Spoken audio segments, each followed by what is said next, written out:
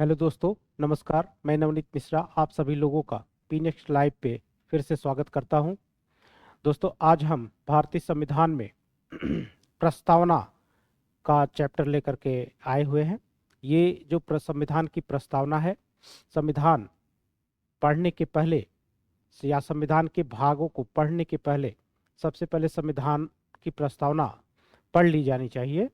और इसी संविधान की प्रस्तावना में ही पूरे संविधान का भाव छिपा होता है। तो आइए देखते हैं कि ये प्रस्तावना क्या है।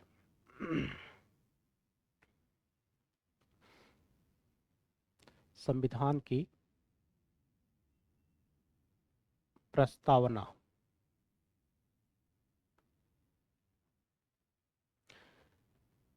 तो किसी देश का जो संविधान बनाया जाता है, तो उस देश के संविधान में एक संक्षिप्त शब्दावली के रूप में उस संविधान से रिलेटेड चीजें उल्लेखित की जाती हैं, जो ये बताता है कि संविधान जब बनेगा तो वो किस प्रकार का होगा, कैसी शासन व्यवस्था होगी, हमारी सरकारें किस प्रकार से कार्य करेंगी या उनका लक्ष्य कैसा होगा। तो इसी चीज को ध्यान में रखते हुए भारत ने भी अपने संविधान की प्रस्तावना को जो है बनाया और इस प्रस्तावना को संविधान सभा में प्रस्तुत किया गया।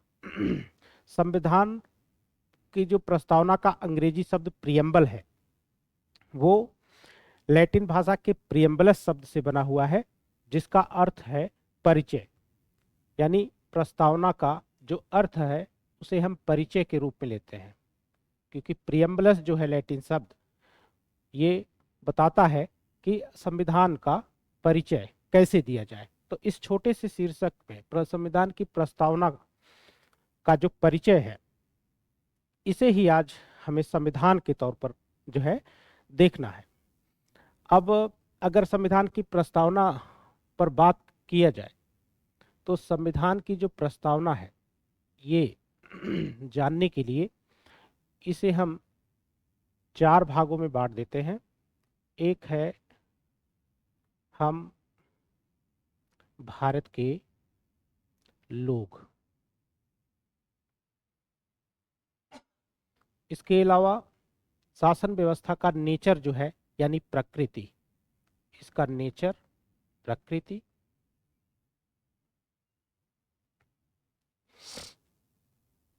इसके अलावा इसका गोल्स क्या है यानी लक्ष्य क्या है, शासन व्यवस्था का लक्ष्य क्या होगा।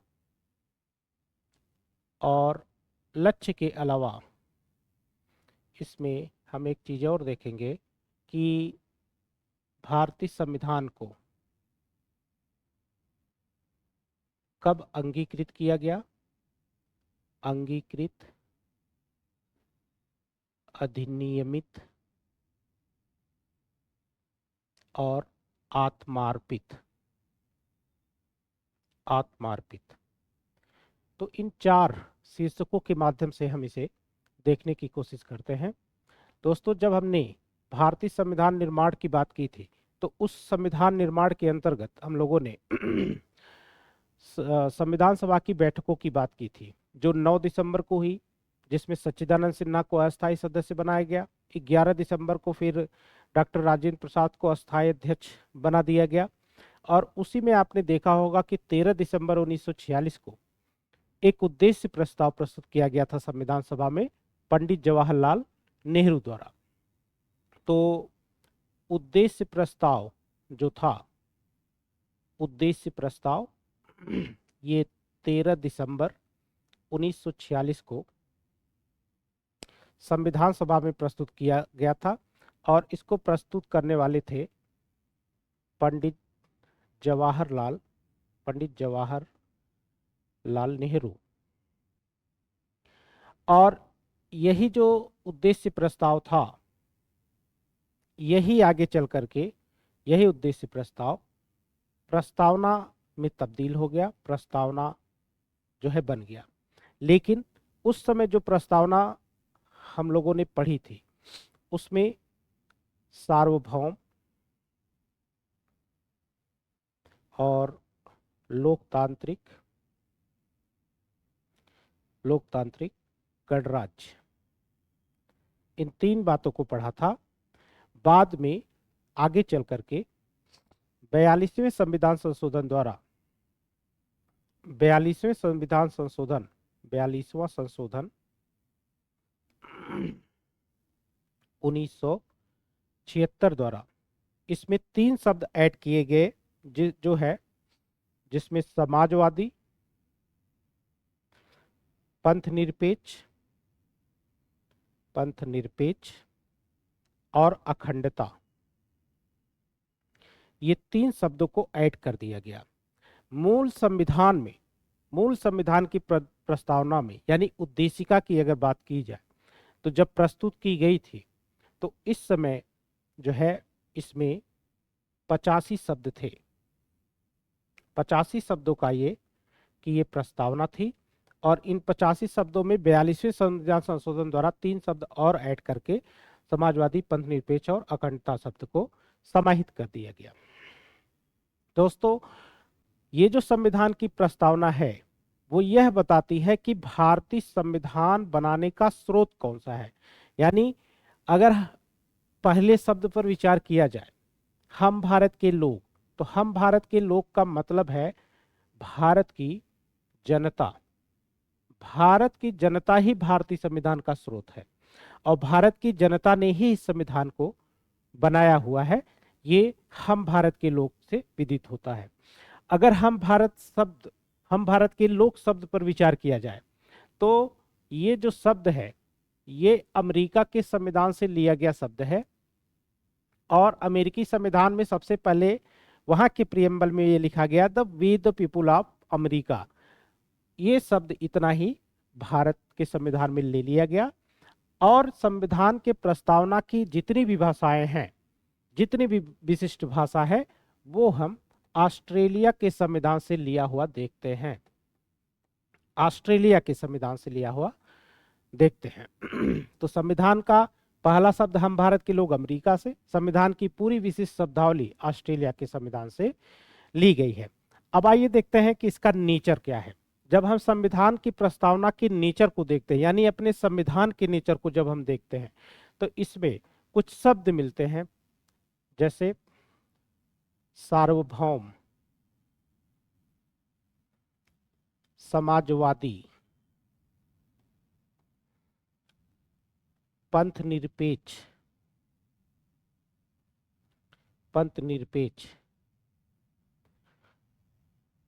लोकतांत्रिक और गणराज्य। लोकतांत्रिक, गणराज्य इन सभी शब्दों के अपने अपने मायने हैं। अगर देखा जाए तो इसे हम इस डायमेंशन में भी देख सकते हैं। ये भी एस से शुरू है, ये भी एस से शुरू है और ये भी एस से शुरू है, यानी ट्रिपल एस है। तो ये जो ट्रिपल एस की बात है तो उसमें सॉवरेन सोशलिस्ट और सेकुलर, ये 3 शब्द हैं जिसके बड़े मायने हैं। सार्वभौम शब्द का मतलब ये है कि जब भी हमारा जो देश है वो किसी भी आंतरिक या बाह्य शक्तियों से शासित नहीं होगा, यानी जब हम गणराज्य बन जाएंगे तो हमारे ऊपर जो ब्रिटिश शासन था या किसी भी प्रकार के अन्य दबाव से हम मुक्त हो जाएंगे। अपनी नीतियां हम बनाएंगे, अपने कार्यक्रम बनाएंगे और उसी नीतियों और कार्यक्रम के आधार पर हम चलेंगे, यानी हम संप्रभुता युक्त गणराज्य हो जाएंगे। तो सार्वभौम का मतलब यह है। समाजवादी जो शब्द है ये भारतीय संविधान में पंडित नेहरू के विचारों से भी प्रभावित है, क्योंकि वो भारत को समाजवादी राज्य बनाना चाहते थे। लेकिन हमारा जो समाजवाद है वो विश्व के समाजवाद से अलग है। तो समाजवाद शब्द प्रियम्बल में ये 42वें संविधान संशोधन 1976 द्वारा इसे भारतीय संविधान की प्रस्तावना में ऐड किया गया। और भारतीय संविधान की प्रस्तावना में जब इस शब्द को ऐड किया गया तो उस समय समाजवादी शब्द का जो तात्पर्य है उसमें यह लिख दिया गया कि जो भारत में उत्पादन के जो भी साधन मौजूद हैं उनका प्रयोग उनका प्रयोग सार्वजनिक क्षेत्र के लिए किया जाएगा। सबसे पहले उन क्षेत्रों पर विचार करना होगा जो न्यूनतम से वंचित हैं। उत्पादन के साधनों का केंद्रीकरण नहीं किया जाएगा बल्कि उसका विकेंद्रीकरण किया जाएगा। तो इस मान्यता के साथ भारत में समाजवादी शब्द अंकित किया गया। उसके अलावा पंथ निरपेक्ष शब्द, पंथ निरपेक्षता शब्द को भी भारतीय संविधान में 42वें संशोधन द्वारा ही शामिल किया गया और इस शब्द को शामिल करने के बाद यह कह दिया गया कि भारत का अपना कोई धर्म नहीं होगा बल्कि सभी धर्मों के लोग भारत में रहते हुए अपने धर्म को मान करके आचरण करेंगे, कार्य करेंगे। धार्मिक कट्टरता को बढ़ावा नहीं दिया जाएगा और जो है भारत सभी धर्मों को मान करके और प्रोटेक्ट करके चलेगा। तो पंथ निरपेक्षता का मतलब ये हो गया कि भारत का अपना कोई धर्म नहीं होगा और ये जो शब्द प्रस्तावना में अंकित किया गया उसका ये है कि भारत सभी धर्मों को लेकर के चलेगा। इसके अलावा लोकतांत्रिक, लोकतंत्र का मतलब यह है, लोकतांत्रिक का मतलब यह है कि जब वयस्क मताधिकार पर नागरिकों की भागीदारी की बात आएगी तो वो शासन में अपनी भागीदारी वयस्क मताधिकार के आधार पर कर पाएंगे। लोकतांत्रिक। गणराज्य यानी डेमोक्रेटिक जो है गणराज्य रिपब्लिक का मतलब ये है कि हमारे देश का प्रधान व्यक्ति निर्वाचित होगा, वो वंशानुगत नहीं होगा जैसा कि ब्रिटेन में हुआ करता था। भारत ने संसदीय शासन प्रणाली जो ब्रिटेन से ली है, ये परंपरा जो गणराज्य की है, तो यहाँ पे कोई वंशानुगत शासन न हो करके यहाँ पे जो हमारा पहला व्यक्ति होगा, प्रधान होगा, भारत देश का जो राष्ट्रपति होगा, वो प्रत्यक्ष या अप्रत्यक्ष रूप से, प्रत्यक्ष या अप्रत्यक्ष रूप से निश्चित कार्यकाल के लिए, अप्रत्यक्ष रूप से निश्चित कार्यकाल के लिए निर्वाचित होगा और जो है इसी प्रकार से उसका समय निर्धारण किया जाएगा। तो भारतीय संविधान की प्रस्तावना की ये जो 5 शब्द हैं ये इसके नेचर को डिफाइन करते हैं। सार्वभौम, समाजवादी, पंथनिरपेक्ष, लोकतांत्रिक, गणराज्य। इसके अलावा जब हम शासन व्यवस्था के लक्ष्य को देखते हैं, शासन व्यवस्था का जो लक्ष्य है तो उसमें कई प्रकार की बातें जो है हमको देखने को मिलती है। शासन व्यवस्था के लक्ष्य के विषय में सबसे पहले अगर हम इस पर ध्यान दें तो एक शब्द आता है न्याय, और इस न्याय शब्द में कई न्याय शामिल हैं, जैसे सामाजिक न्याय, सामाजिक न्याय, आर्थिक न्याय और राजनीतिक न्याय। सामाजिक, आर्थिक और राजनीतिक न्याय। सामाजिक न्याय, आर्थिक न्याय और राजनीतिक न्याय क्या है? अगर सामाजिक न्याय को देखें तो भारतीय संविधान के अंतर्गत यह आप देख सकते हैं कि भारतीय गणराज्य में किसी भी व्यक्ति को धर्म, जाति या वर्ग के आधार पर किसी के साथ भेदभाव नहीं किया जाएगा। इसे हम सोशल जस्टिस कहते हैं। यानी सोशल जस्टिस का मतलब है कि भारत में रहने वाले सभी धर्मों के लोग, किसी भी व्यक्ति को धर्म, जाति या वर्ग के आधार पर जो है किसी भी चीज से वंचित नहीं किया जाएगा। तो ये सामाजिक न्याय हो गया। आर्थिक न्याय जो है, आर्थिक न्याय का अर्थ ये है कि भारत में संसाधनों का जो है वो विकेंद्रीकरण होगा, केंद्रीकरण नहीं होगा बल्कि विकेंद्रीकरण के सिद्धांत पर ये कार्य करेगा। और जितने भी संसाधन हैं उनका सार्वजनिक हित में प्रयोग किया जाएगा, सार्वजनिक हित में प्रयोग किया जाएगा। और ये जो व्यवस्था होगी वो शोषण रहित होगी, कोई किसी का शोषण नहीं कर पाएगा। इसीलिए जब हम संविधान के नीति तत्वों को पढ़ते हैं तो आर्टिकल 38 और 39 में सबसे पहले जो है इस चीज को सुनिश्चित किया गया है। 38 कहता है कि राज्य ऐसी शासन व्यवस्था का निर्माण करेगा। आर्टिकल 38 जब हम संविधान का भाग 4 पढ़ेंगे तो आर्टिकल 38 कहता है कि राज्य ऐसी शासन व्यवस्था की स्थापना करेगा जिसमें सभी लोगों का लोगों का जनहित हो, यानी जनहितकारी या लोक कल्याणकारी कार्य करेगा। तो जब सामाजिक और आर्थिक न्याय दोनों पर विचार किया जाता है तो ज्यादातर आप देखेंगे संविधान का अगर भाग 4 आप पढ़ेंगे, नीति निर्देशक तत्व डायरेक्टिव प्रिंसिपल भाग 4, अगर भाग 4 पढ़ेंगे तो भाग 4 में निर्देशक तत्वों का उद्देश्य ही सामाजिक और आर्थिक न्याय की स्थापना करना है। अब सामाजिक और आर्थिक न्याय के स्थापना में कई चीजें आ जाती हैं, जैसे ये राज्य लोक कल्याण को बढ़ावा देगा, समान कार्य के लिए समान वेतन हो गया, निर्वाह मजदूरी की व्यवस्था हो गई, बालकों के जो है शिक्षा की व्यवस्था हो गई, ठीक है। तो और ऐसे बहुत से निर्देशक तत्व जो है आर्टिकल भाग 4 में आर्टिकल 36 to 51 में आपको दिए गए हैं, जिससे ये जो है लोक कल्याण को सुनिश्चित करने का कार्य करता है। उसके अलावा अगर आप देखें तो न्याय के बाद एक शब्द और है लक्ष्य के अंतर्गत, जो है स्वतंत्रता। और स्वतंत्रता के अंतर्गत आपने पढ़ा होगा विचार, अभिव्यक्ति, अभिव्यक्ति, चार अभिव्यक्ति, विचार, अभिव्यक्ति,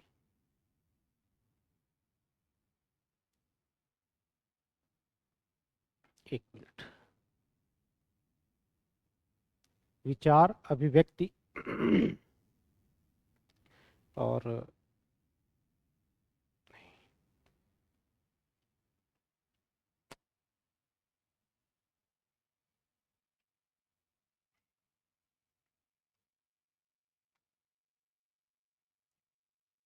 विचार, अभिव्यक्ति, विश्वास, धर्म और उपासना की स्वतंत्रता। ये जो स्वतंत्रताएं हैं ये भारतीय संविधान के भाग 4 में भाग 3 में, भारतीय संविधान के भाग 3 यानी फंडामेंटल राइट्स में अनुच्छेद 19 के अंतर्गत मिलेंगी। और अनुच्छेद 19 से 22 तक स्वतंत्रताओं का ही इतिहास है, यानी विचार, अभिव्यक्ति, विश्वास, धर्म और उपासना की स्वतंत्रता। किसी भी व्यक्ति का किसी भी कोई भी बात में वो अपने विचार की अभिव्यक्ति कर सकता है, एक्सप्रेस करता है, आइडिया रख सकता है, किसी भी धर्म में वो बिलीव रख सकता है, कोई भी रिलीजन है उसको मान सकता है और अपने धर्म के अनुसार किसी भी जो है भगवान की पूजा कर सकता है या किसी भी धर्म में अपनी उपासना को प्रस्तुत कर सकता है।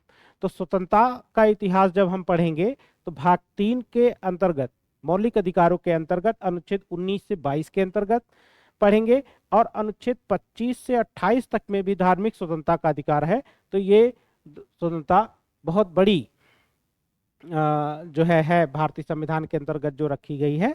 तो इसलिए स्वतंत्रताओं को भारतीय संविधान में के बैकबोन के रूप में जो है देखा जाता है।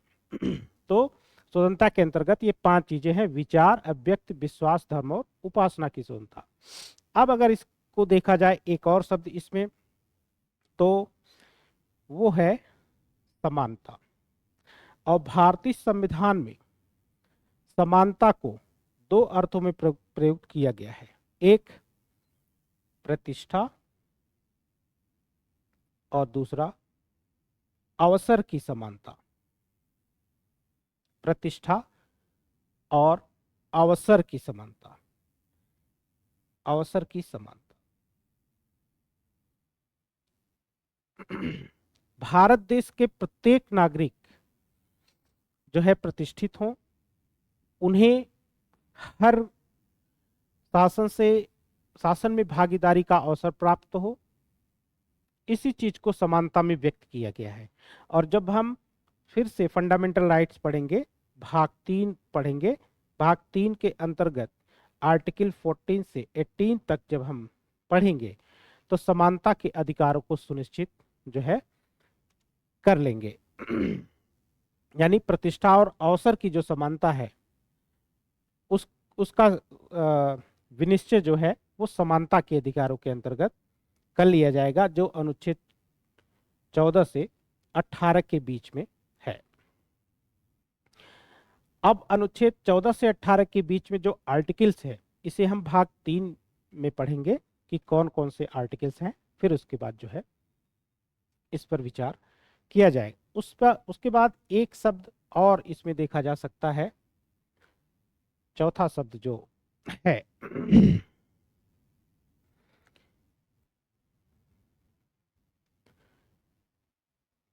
व्यक्ति की गरिमा। व्यक्ति की गरिमा, राष्ट्र की एकता, अखंडता और बंधुत्व। व्यक्ति की गरिमा, राष्ट्र की एकता, अखंडता और व्यक्तित्व। भारतीय संविधान में प्रत्येक व्यक्ति को गरिमामय जीवन जीने का अधिकार दिया गया है। जितने भी मौलिक अधिकार हैं वो तो मिले ही हुए हैं, लेकिन जो छूट गए हैं या जितने भी मौलिक अधिकार हैं वो आर्टिकल 21 के अंतर्गत आ जाएंगे। तो गरिमामय जीवन जीने का अधिकार भारतीय संविधान के अंतर्गत एक मौलिक अधिकार है। और व्यक्ति का आचरण अच्छा हो, गरिमामय जीवन जीने के लिए जो है संविधान में उसके लिए क्या प्रावधान किए गए हैं, ये सब चीजें हमें देखना है। लेकिन यहां जैसे हम देखते हैं, राष्ट्र की एकता और अखंडता बनाए रखना भारत का लक्ष्य है। राष्ट्र की एकता और अखंडता बनाए रखना भारतीय संविधान का लक्ष्य है। और इस लक्ष्य को प्राप्त करने के दो साधन हैं। एक है व्यक्ति की गरिमा और दूसरा है बंधुत्व। इसे हम साधन के रूप में देखते हैं, यानी कि देश के भूभाग की एकता, देश में रहने वाले सभी लोगों की एकता बनी रहे, समरसता बनी रहे, लोग भाईचारे के साथ रहें और देश की भूभागी एकता सुनिश्चित रहे। भारत भूमि बटे न, इसके लिए अखंडता शब्द है। और ये दोनों ही लक्ष्य हैं और इन दोनों ही लक्ष्यों को प्राप्त किया जा सकता है व्यक्ति की गरिमामय जीवन से और बंधुत्व की भावना से। और बंधुत्व की भावना को जब हम पढ़ेंगे तो भारतीय संविधान के भाग 4A में पढ़ेंगे या 4क में पढ़ेंगे। मौलिक कर्तव्यों के अंतर्गत जब हम देखेंगे तो ये सुनिश्चित हो जाएगा। तो व्यक्ति की गरिमा, राष्ट्र की एकता और अखंडता लक्ष्य है और इस लक्ष्य को प्राप्त करने का जो साधन है वो व्यक्ति की गरिमा और बंधुत्व है। इसके अलावा अगर हम बात करें तो प्रस्तावना का जो अंतिम शब्द है, भारतीय संविधान को अंगीकृत, अधिनियमित और आत्मार्पित करना। तो ये कहा गया है कि 26 नवंबर 1949 को भारतीय संविधान को अंगीकृत किया गया है, यानी कि बनाया गया है, अधिनियमित किया गया है, कानून के रूप में बनाया गया है और भारतीय जनमानस ने उसे अपनी आत्मा में बिठा लिया है। तो अंगीकृत, अधिनियमित और आत्मार्पित का मतलब जो है ये है कि भारतीय जनता ने ही भारत के संविधान को बनाया है, उससे कानून के रूप में परिणित किया है, अपनी आत्मा में बसा लिया है और अपने ऊपर ही लागू किया है। यानी मेन चीज क्या है कि भारतीय संविधान की प्रस्तावना जो है ये भारतीय जनता, भारतीय संविधान का जो स्रोत है ये भारतीय जनता ही है। और प्रस्तावना के जो अंतिम शब्द हैं अगर उसमें हम देखेंगे तो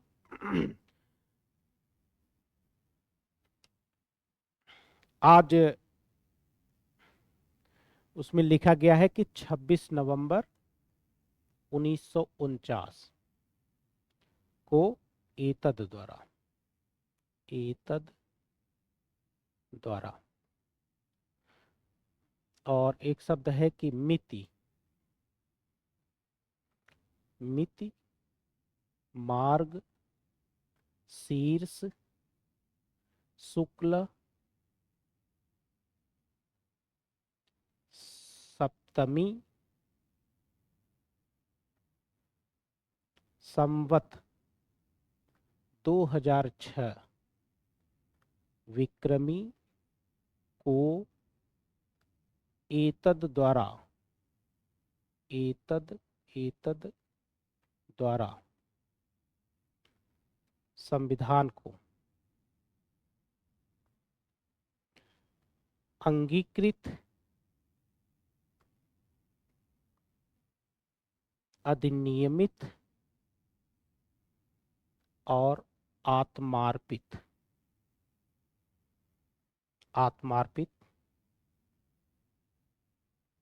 करते हैं। अंगीकृत अधिनियमित और आत्मार्पित करते हैं। तो ये जो है इसमें शब्द हैं।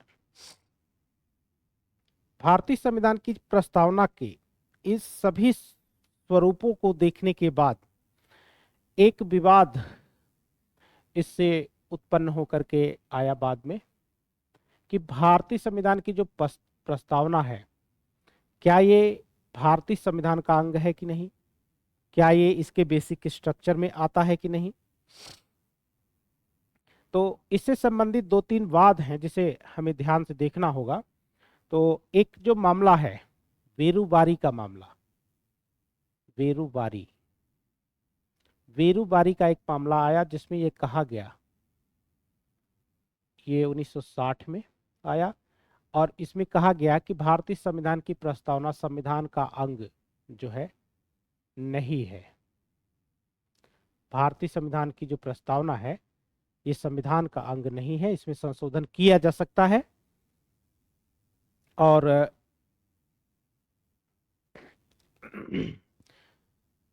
इसी से संबंधित एक और मामला है सज्जन सिंह का मामला, जिसमें यह कहा गया कि कुछ मामलों में यह भारतीय संविधान का अंग है और कुछ मामलों में नहीं है। यानी दोनों ही चीजें कही गई कि सज्जन सिंह मामले में जो ये बात कही गई कि कुछ मामलों में ये भारत में जो है भारतीय संविधान का अंग है और कुछ मामलों में कहा गया कि नहीं है और इसमें संशोधन किया जा सकता है। फिर भी बात क्लियर नहीं हुई तो एक और मामला आया जो गोलकनाथ बनाम पंजाब राज्य का मामला था। फिर से सर्वोच्च न्यायालय ने अपने निर्णय में एक बार फिर कहा गोलकनाथ वर्सेस पंजाब राज्य,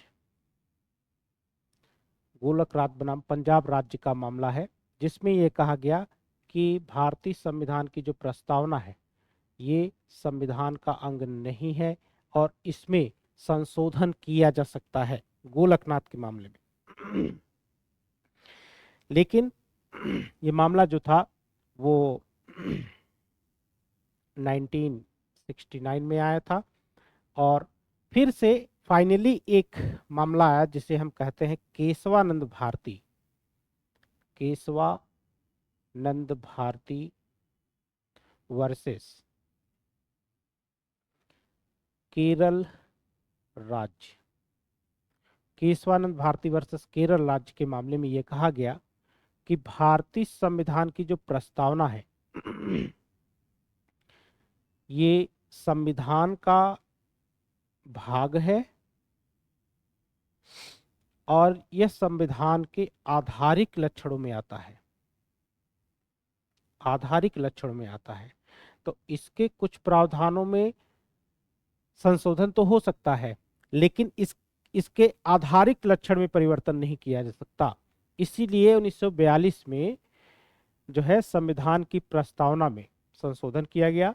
3 शब्द रखे गए समाजवादी, पंथ निरपेक्ष और अखंडता शब्दों को इसमें जोड़ा गया और एक बार संविधान की प्रस्तावना को जो है संशोधित किया गया। तो संविधान की प्रस्तावना संबंधित ये 4 वाद हैं जो जानने बेहद जरूरी है। और इसके अलावा यदि ध्यान दें इसके स्टेटमेंट से, तो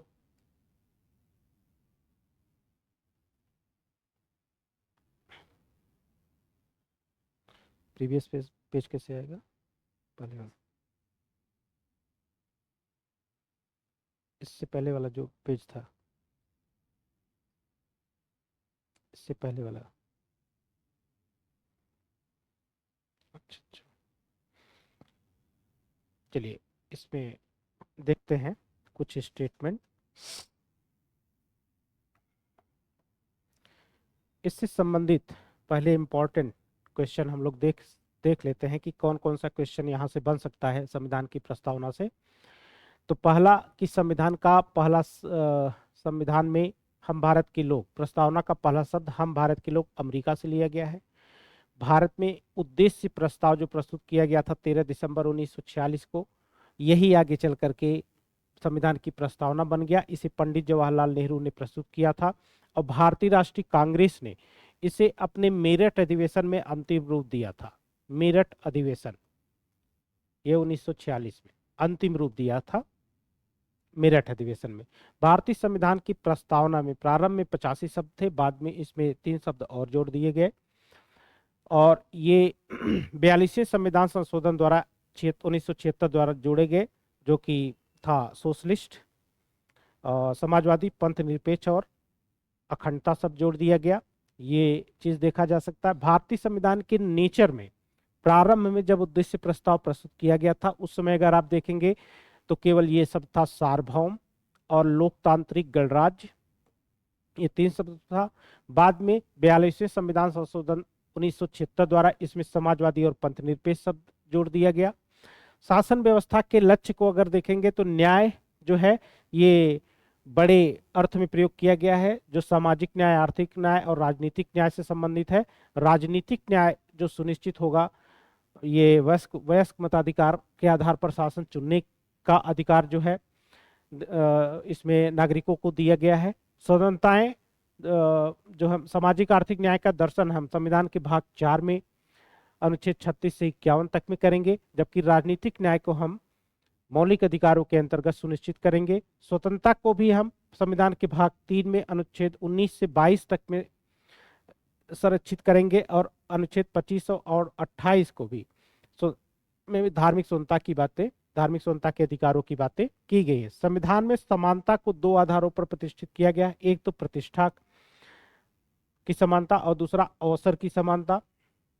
इसके अलावा भारतीय संविधान में 2 लक्ष्य निर्धारित किए गए हैं। 2 लक्ष्य और क्या है, एक तो देश की एकता बनाए रखना और दूसरा देश की अखंडता को बनाए रखना, यानी ये टूटे न। और इसे प्राप्त करने के 2 साधन जो हैं वो व्यक्ति की गरिमा है और बंधुत्व की भावना है। व्यक्ति की गरिमा और बंधुत्व की भावना है।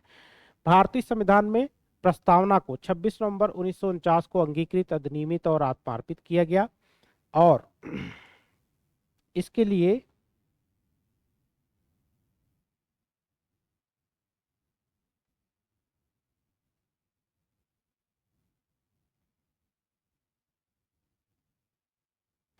हाँ, इसके लिए ये शब्द लिखा गया कि मितिमार्ग शीर्ष शुक्ल सप्तमी संवत 2006 विक्रमी को एतद द्वारा संविधान को अंगीकृत, अधिनियमित और आत्मार्पित करते हैं। संविधान प्रस्तावना से संबंधित ये बेरोबारी का मामला है, जिसमें ये कह दिया गया कि भारत का जो संविधान है, भारत की जो प्रस्तावना है वो संविधान का अंग नहीं है और चूंकि ये संविधान का अंग नहीं है तो इसके किसी भी भाग में संशोधन किया जा सकता है। ये बेरोबारी का मामला था जो 1960 में है। इसके अलावा सज्जन सिंह मामले में यह कह दिया गया कि कुछ मामलों में संविधान की प्रस्तावना अंग है भी संविधान का और नहीं भी है, लेकिन गोलकनाथ के बाद में ये कह दिया गया कि स्पष्ट रूप से ये कहा गया था सर्वोच्च न्यायालय द्वारा कि कि यह संविधान का भाग नहीं है और इसके भागों में संशोधन किया जा सकता है, और ये जो संशोधन है इसके किसी विभाग में किया जा सकता है। लेकिन बाद में सर्वोच्च न्यायालय ने अपने ही निर्णय को फिर से पलट दिया और पलटने के बाद उसमें ये कहा कि भारतीय संविधान की जो प्रस्तावना है ये संविधान का भाग है और ये संविधान के आधारिक लक्षणों में आता है, इसलिए इसके आधारिक लक्षण में संशोधन नहीं किया जा सकता, कुछ प्रावधानों में जरूर किया जा सकता है। तो उसके लिए 42वें संविधान संशोधन द्वारा इसे जो है इसमें 3 शब्द जोड़ दिए गए थे जो हमने आपको पहले बताया है। इससे प्रस्तावना से संबंधित कुछ स्टेटमेंट है जो बहुत इंपॉर्टेंट है एग्जाम के लिए, आइए वो देखते हैं कि क्या है। तो एक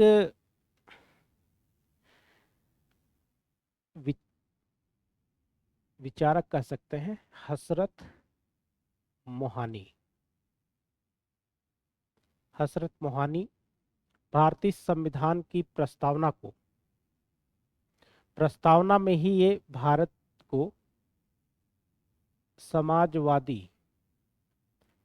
गणराज्य घोषित करना चाहते थे। हसरत मोहानी की बात अगर की जाए तो इसके अलावा एक विचारक हम कह सकते हैं कि हरि विष्णु कामत, ये जो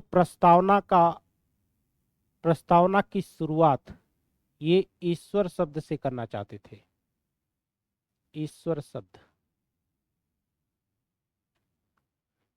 शब्द से शुरुआत ये करना चाहते थे हरि विष्णु कामत। इसके अलावा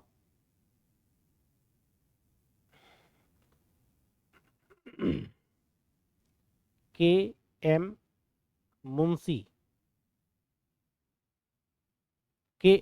ने भारतीय संविधान की प्रस्तावना को राजनीतिक जन्म कुंडली कहा है। राजनीतिक जन्म कुंडली कहा है और ठाकुरदास भार्गव ने इसे संविधान की आत्मा बताया है। तो ये बेहद महत्वपूर्ण स्टेटमेंट है जिन्हें जानना हम लोग के लिए बेहद महत्वपूर्ण है।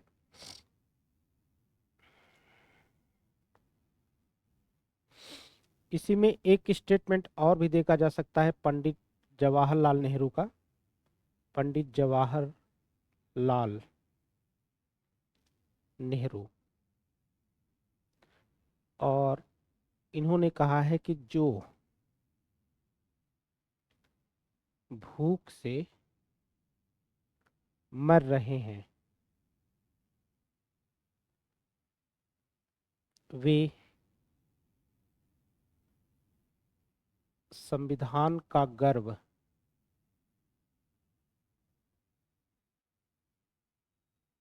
नहीं कर सकते।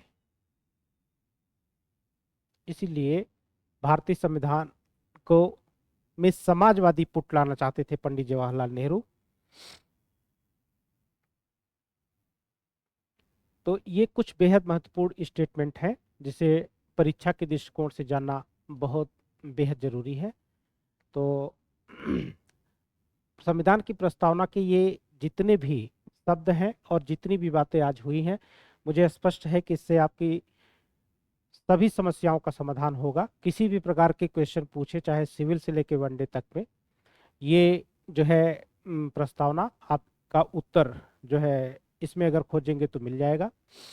और इन्हीं बातों के साथ मैं जो है फिर से दूसरी वीडियो में मिलूंगा। तब तक के लिए नमस्कार।